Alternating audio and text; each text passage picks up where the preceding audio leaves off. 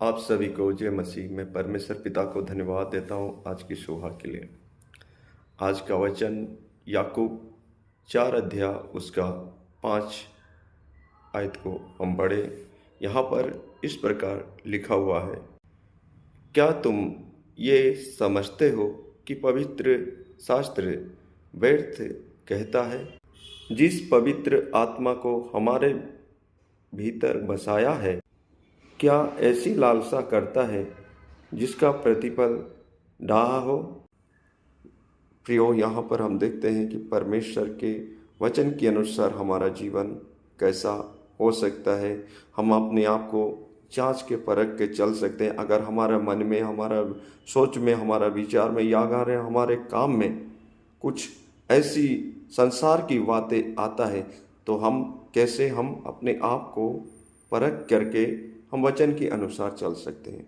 यहाँ पर हम देखते हैं कि हेडिंग में लिखा हुआ है, संसार से मित्रता। और संसार से मित्रता करना परमेश्वर का वचन में लिखा हुआ है। क्या है संसार से मित्रता करना?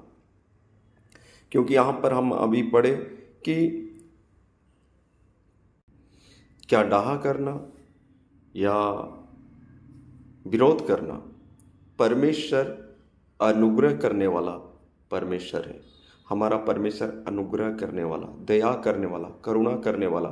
अगर हमारे जीवन में, हमारे सोच में, हमारा विचार में किसी के प्रति अगर कुछ बुरी बातें निकलता है या गंदी शब्द निकलता है या हमारा लालसा संसार की अभिलाषा में बढ़ता है या किसी को दोष लगाना, किसी और झूठ बात करना या किसी का बुराई करना, परमेश्वर के ओर से नहीं है।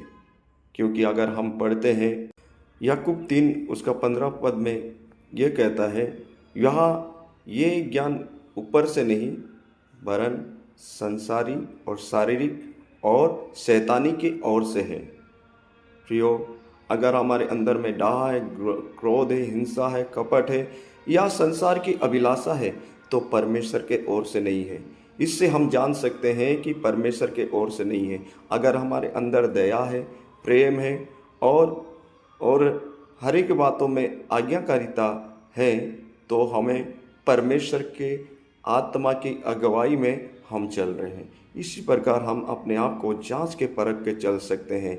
और इसी क्योंकि हमारे अंदर अगर क्षमा और दया की आत्मा नहीं है, तो हम शारीरिक में बीमार हैं, इसीलिए हम चंगाई नहीं पाते। अगर किसी प्रकार का आपको चंगाई चाहिए तो आपको क्षमा करना है। आप सबको